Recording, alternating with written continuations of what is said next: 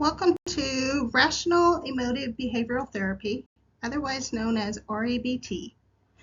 This is by Amanda Burch and Tawana Ross Leivan. Rational therapy, as it was originally called, was created by psychologist Albert Ellis in 1955. If Albert Ellis sounds familiar, it is because rational emotive behavioral therapy was considered the groundbreaking form of CBT psychotherapy, and he is often considered the pioneer to CBT.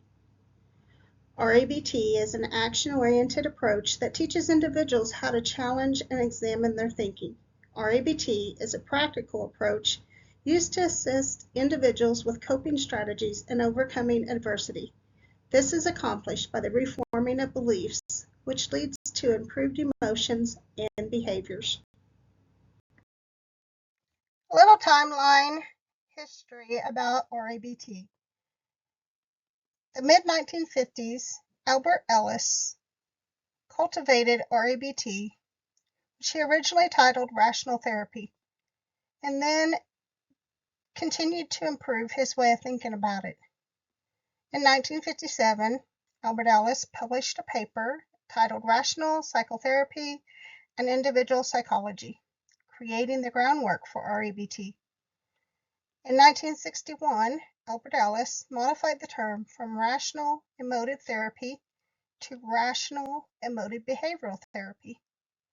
In 1992, the name REBT is officially adopted to reflect the therapy's focus on rational thinking and behavior. Some examples of irrational thinking are all or nothing thinking, where an individual sees things in black and white categories such as, if my performance falls short of perfect, then I see myself as a total failure. Overgeneralization, where a single negative event is seen as a never-ending pattern of defeat, and words such as always and never are used. Mental filter, where someone sees a single negative detail and dwells on them exclusively so that the vision of reality becomes darkened like a drop of ink that discolors the entire beaker of water. Disqualifying the positive, you reject the positive experiences by insisting they don't count for some reason or other. In this way, you can maintain the negative belief that is contradicted by your everyday experience. Jumping to conclusions, you make these negative interpretations even though there are no definite facts that convincingly support your conclusion. If you look to the right side of this grid, you can see how these concepts are applied to addiction. I'm going to pause and let you read those for a moment.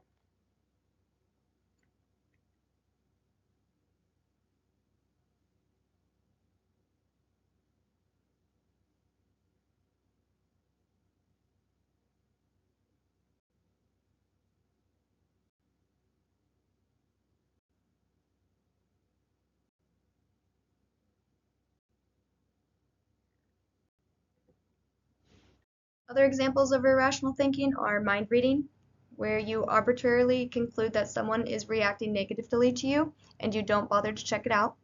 Fortune teller error, you anticipate things that will turn out badly and you feel convinced that your prediction is already an established fact. Magnification, catastrophizing, or minimalization, you exaggerate the importance of things or you inappropriately shrink things until they appear tiny.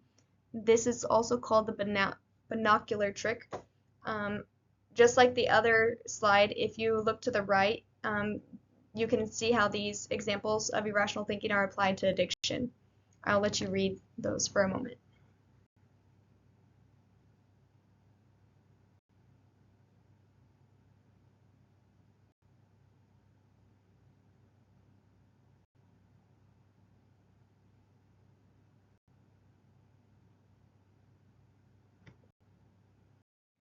As we have already learned when discussing cognitive behavioral therapy, or CBT, the core concept involved using the ABC basic principle, which involves including D&E, although ABCDE is often not referred to as such and is simply called ABC. The A stands for the activating event.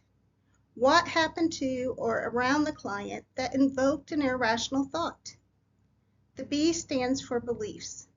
What belief systems, does the client have in place that will play a role in how they respond to the activating event? The C stands for consequences, or the actual emotions, behaviors, and other thoughts that the client may experience. When including D in the model, the D stands for disputing or challenging the thought. What evidence supports or negates the thought? The E then will stand for the effective new belief. Once the irrational thought is disputed, a new rational thought can take the place of the irrational one.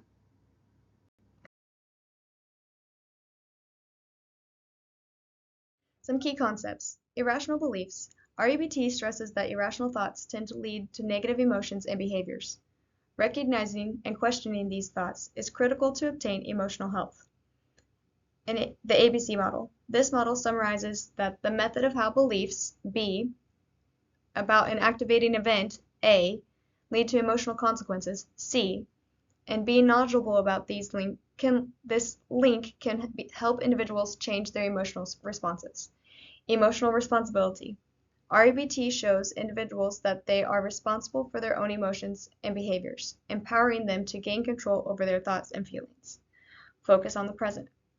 The therapy primarily focuses on the present more than the past, and focuses on helping individuals practice and develop their healthier coping strategies.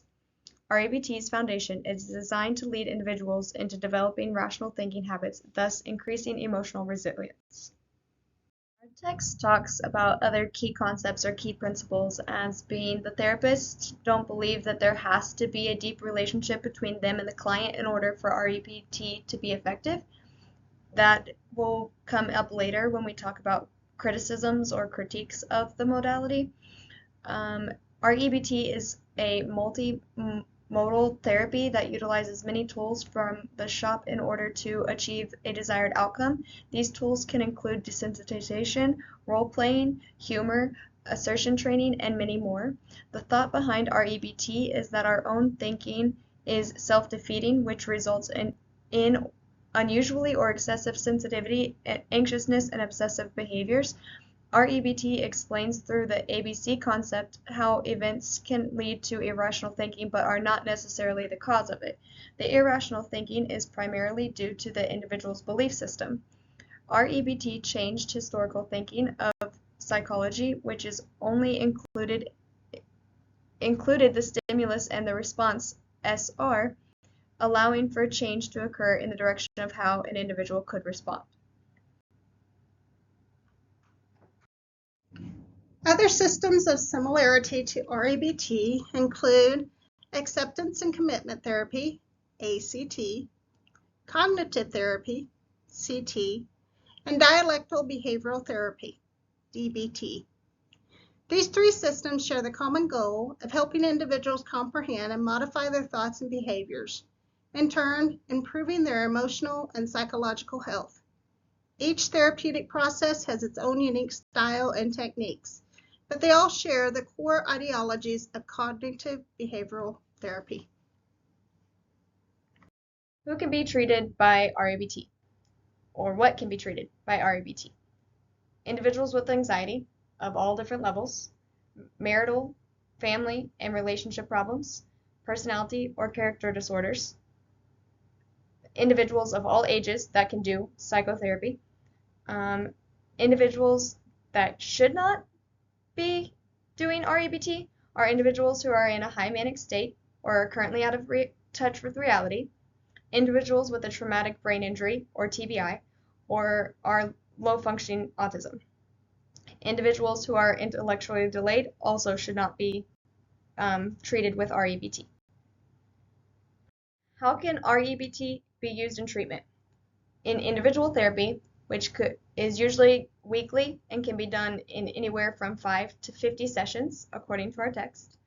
It can also be done during group therapy. We'll provide an example later of how the modality is used in group therapy. It can be used in marriage and family therapy, an REBT workshop, which is where you go to like a conference and you and a whole bunch of other people do a massive group therapy intensively throughout a day. And there are verbal and nonverbal activities, as well as the text says personal encounters, lectures, homework assignments, dramatic risk-taking procedures, all done in this little conference thing, high-intensity workshop. It's also called REBT Marathon Encounters. Also brief therapy, which is typically done in 1 to 10 sessions and can be the process of REBT can be sped up using 2 different devices. One of these methods is to record the whole session, the whole first session of REBT, and the client can replay it over and over while they're at home, in their car, in their office, and this is to help them face these sessions more clearly and face their problem more clearly as it's repeated to them. And then another one is to use the self-help form, which I'm going to include in the next slide, and I'll break those little pieces down for you in the self-help form.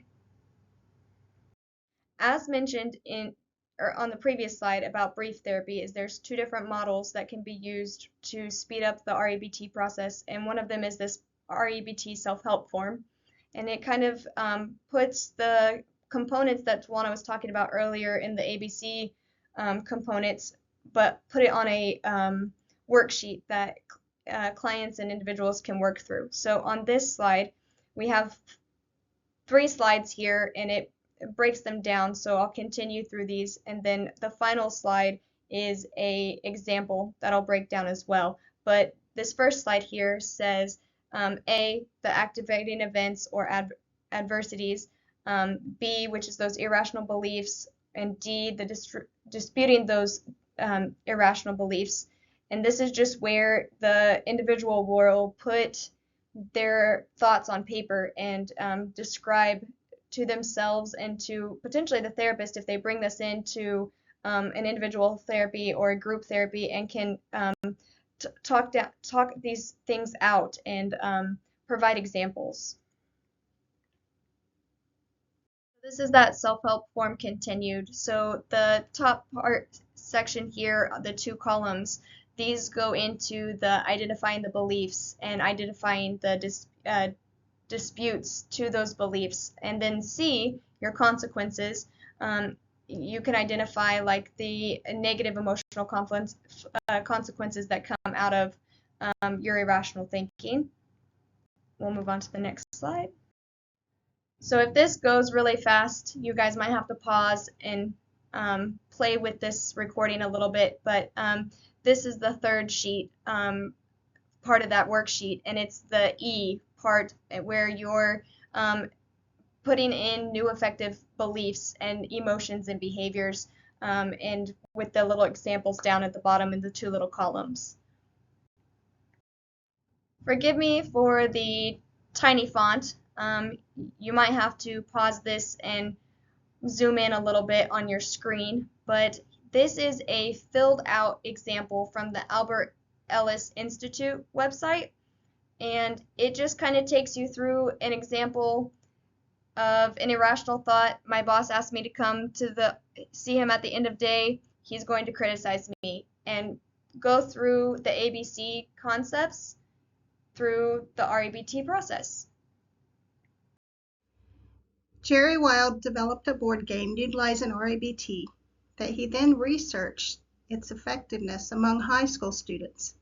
His finding found that those who played the game compared to a control group reported less irrational thinking and less depression, proving that the game could be a useful tool in administrating REBT through play therapy. Next is an example of this game being played, as demonstrated by my brother, Matthew, and my stepson, Aaron. Both for coming to today's group therapy. We're going to play a game called Let's Get Rational. So I think we've played this maybe a time, maybe 2 before. Hopefully you remember. It's been a little bit, but we'll play again today and just see how it goes. Who's going first? Ready to go first, Matt?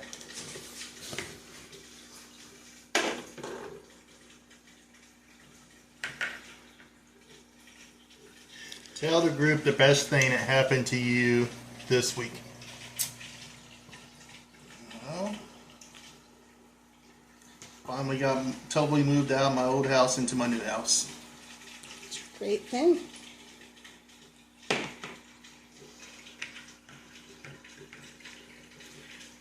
Tell the group what you would like to improve about yourself.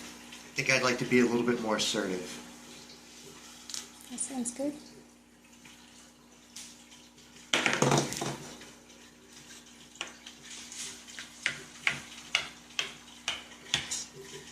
Tell the person to your right the best thing about meeting with this group. Getting to learn about what makes how you feel about yourself and how you feel about others. Sounds good.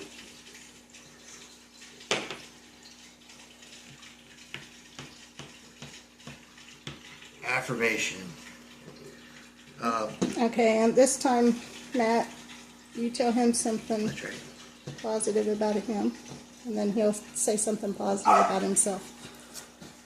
You're really good about working on garage doors. I would like to think that I'm a hard worker as well. Great job.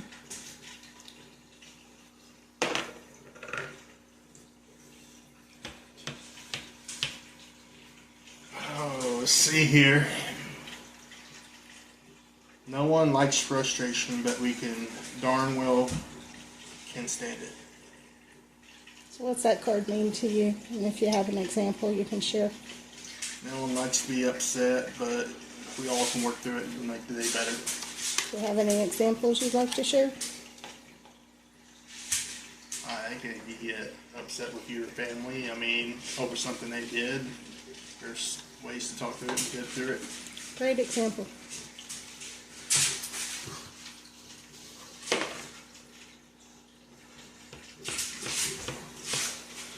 Tell the group about a conflict you had this week.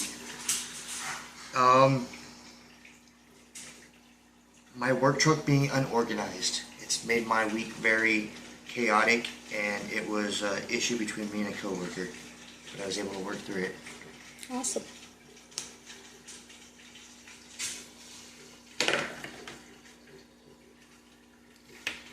Here we go again. You're good at this. Even if you fail badly, you are not failure. Failing only proves that you are only fully human. Means that you never put yourself down and try again until you succeed. Good job.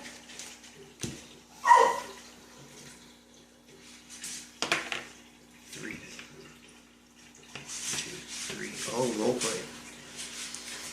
Wow. Role play. Apologizing to someone for your behavior. I'm sorry for having such an attitude. I've been very overwhelmed. Please forgive me. Max, is there anything you'd like to say back to him? Begin. Thank you. Great. That was just a brief example of play therapy using REBT. I don't know if anyone could see, but my spouse was sitting in the background, and I found it very notable that after I stopped the recording, he himself said that it was very therapeutic. So even just sitting back and observing the play therapy can be beneficial to those watching. Criticisms around REBT, as mentioned before, is that some therapists don't feel that a deep relationship is required for the REBT process to work. So along in that, some feel that REBT is confrontational, which hinders that rapport between the therapist and the client. REBT is said to be ineffective for severe mental illnesses where the root of the disorder lies in biochemical irregularities, and it can also be a struggle for individuals who have difficulties with the rigidity of the structure of the modality itself. In conclusion, REBT helps individuals to develop a philosophy and approach to living that can increase their effectiveness and satisfaction at work, in living successfully with others, in parenting and educational settings, in making our community and environment healthier, and enhancing their own emotional health and personal welfare. This is our first page of resources that we use to make our slide presentation. This is the remaining of our sources that we used. I just wanted to say that I really enjoyed learning about rational emotive behavioral therapy.